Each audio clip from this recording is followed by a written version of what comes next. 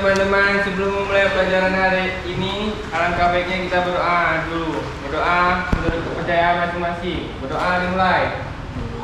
Terlebih dahulu mau tahu siapa-siapa saja yang tidak hadir. Ada 2 orang, siapa saja? Ibu bilang, tepuk 1 jari, tepuk 5 jari. Mungkin lagi nih, pelajaran kita kemarin apa aja? Oke, kalian.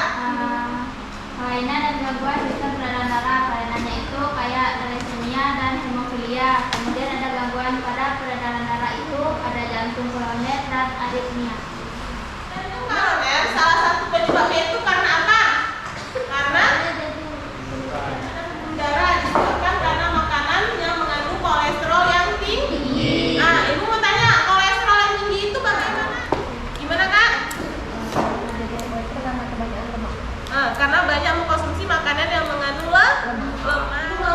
Kalian belum perhatikan terlebih dahulu gambar yang sudah ibu siapkan. Siapa yang bisa kasih tahu ini gambar tentang apa? Udah ada Pola makan. ya, 4 sehat 5 sempurna. 2. Gambar kedua ibu. Nah, ini tentang apa? Siapa yang bisa tahu? Gizi. Gizi seimbang. Oke, siapa yang bisa tunjuk tangan jelasin dikit nih apa tentang gizi seimbang itu? Terdapat karbo di situ, protein dari sayur-sayuran, dari daging, dan juga yang terakhir ada susu. Itu berarti makanannya ada mengandung protein, Ya. susu, sayur-sayuran. Makasih Bang ya, tepuk tangan dulu lah untuk jawab pertanyaannya. Udah dengar? Tapi itu masih sama aja sih sama pengertian 4 sehat 5 sempurna. Di gizi seimbang ini maknanya itu harus seimbang. Gak boleh terlalu banyak makan garam, gak boleh terlalu banyak makan yang mengandung gula, sama gak boleh yang terlalu banyak minyak. Makanya dia dirujuk. Nah, tapi kita tetap harus mengkonsumsi karbohidrat, harus mengkonsumsi itu sayur-sayuran, buah-buahan. Tingkat nomor 2-nya dan tingkat nomor 3-nya itu ada protein dan lemak. Nah, takarannya di gizi seimbang ini, takarannya yang harus seimbangnya. Misalnya Kak Cynthia masaknya kebanyakan ditaruh garam atau kebanyakan dipotong cabai, rasanya gimana? Benar, rasanya gak enak.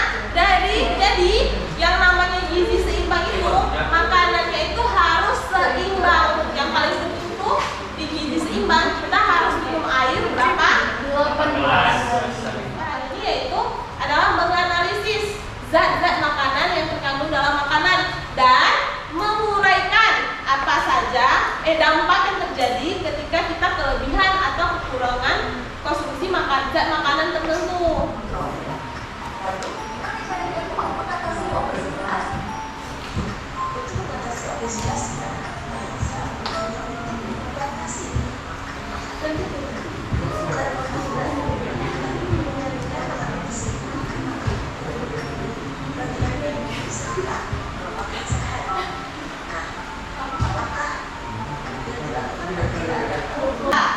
Dalam melakukan ujiannya, Reza membatasi konsumsi makanan yang mengandung karbohidrat dan lebih memilih memakan makanan yang mengandung protein dan lemak sehat.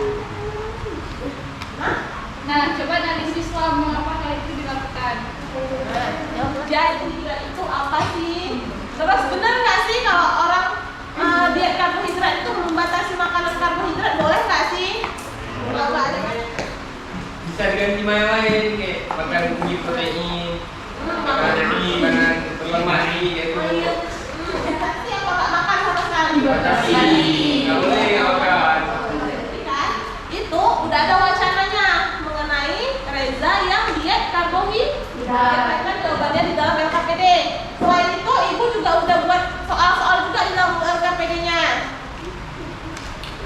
Ada mengenai zat-zat makanan.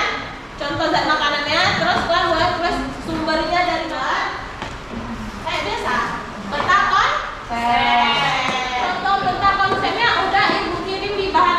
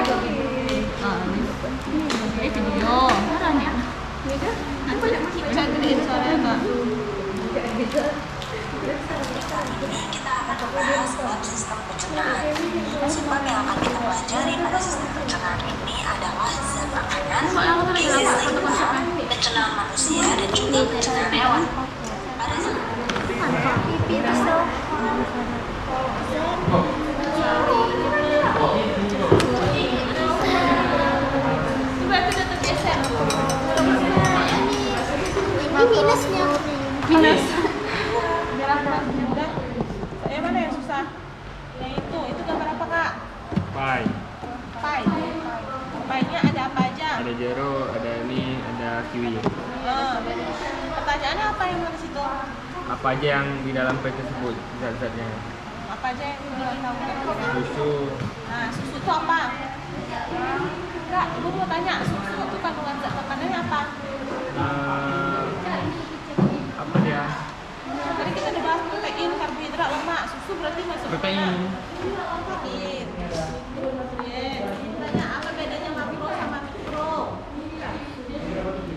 Makronutrien ya, makronutrien itu terdiri dari karbohidrat, lemak sama protein. Kayak gitu kan? Super. Beda. Bukan itu aja, itu kan pembagiannya. Makro itu kalau dalam bahasa Indonesia berarti besar. Mikro, kalau mikro kecil. Kalau makronutrien, nutrien itu apa? Nutrisi. Berarti nutrisinya besar. Kalau mikro kecil. Berarti yang namanya makronutrien itu zat makanan yang dibutuhkan dalam tubuh kita dalam jumlah yang besar. Kalau mikro kecil. Kalau makro tadi contohnya apa, Kak? Terus lemak sama No, vitamin kecil. mineral.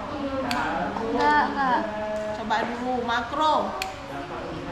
Kalau makro ada bener, tapi kawan-kawannya belum tahu, coba. Oh, kakak sampein apa tadi zat makronya? Makro ada karbohidrat, lemak, Karbohidrat, lemak sama protein. Bener. Terus kalau mikronya? Kita presentasi Astrid Kinu. Tepuk 5 jari. Kami presentasikan hasil kerja dari kelompok kami. Mengenai gejala yang dapat seseorang alami ketika kadar asupan makanan yang tidak seimbang akan dibagi menjadi berikut. Jenis zatnya yaitu karbohidrat. Karbohidrat jika dampak kelebihannya yaitu jika terlalu banyak mengonsumsi terlalu banyak karbohidrat bisa membuat tubuh mudah lelah karena naiknya gula darah. Sedangkan dampak kekurangannya dapat menyebabkan ketosis, yaitu suatu kondisi ketika tubuh memanfaatkan lemak sebagai sumber energi. Gejala ketosis seperti pusing, muntah, emosi, dan lemas.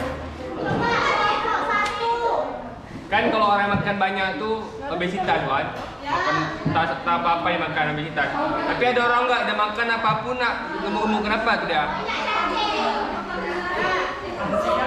Tanya, kenapa orang makan udah banyak tapi nggak gemuk-gemuk juga? Kurus aja terus, coba. Kelompok 2 untuk menjawab pertanyaannya. Konfederasi. Gen. Oh iya. Foto gen. Ini kelompok 4 ingin membantu kelompok 2 untuk menjawab pertanyaan dari kelompok 1. Silakan kelompok 4. Jangan Kak, tidur aja, terus ada olahraga juga. Jadi nggak males-malesan, jadi nggak bisa bener-bener dah Bu. Pak ingin menanyakan sesuatu. Yang ada berapa? Dengerin.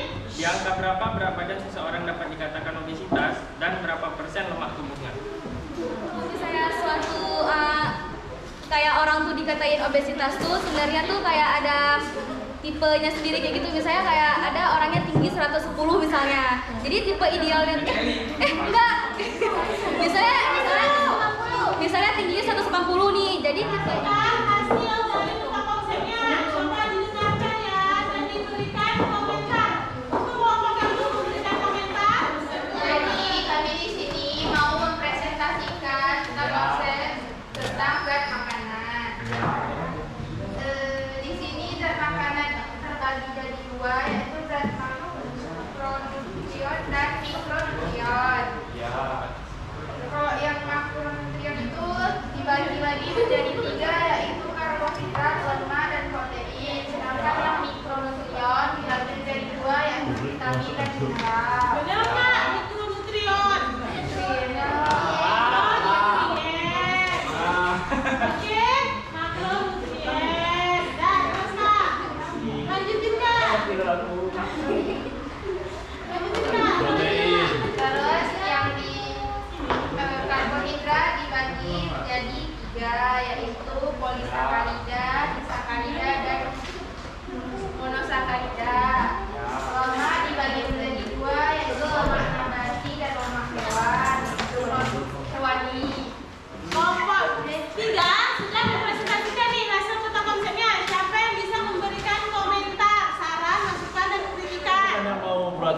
cuma mau kasih saran. Itu Bu, orang yang pakai kacamata min 5 pun nggak nampak Bu.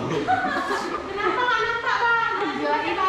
Tulisan karena itu tulisannya terlalu besar Bu. Besar apa kecil? Terlalu kecil Bu. Jadi saran saya agar supaya tulisannya diperbesar lagi Bu. Nah, selain dan harus ada yang namanya penghubungnya, kata-kata penghubung. Misalnya gini, zat makanan terdiri dari, misalnya gini, zat makanan terbagi menjadi 2. Ini adalah kata-kata penghubungnya antar konsepnya.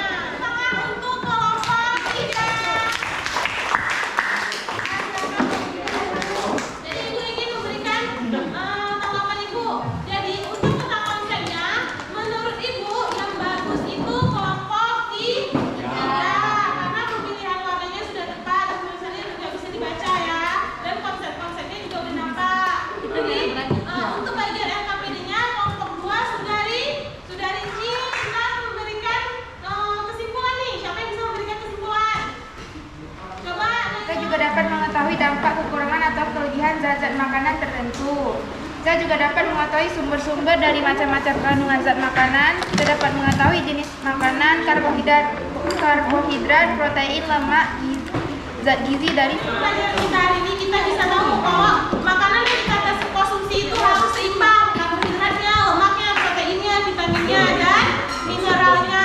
Jika kita kelebihan atau kekurangan dalam mengkonsumsi makanan tersebut, akan terjadinya gangguan. Nah, setelah ini kita harus jawab soal. Soalnya sudah Ibu kirim di WA-nya. Silakan dibuka. Aduh, pakai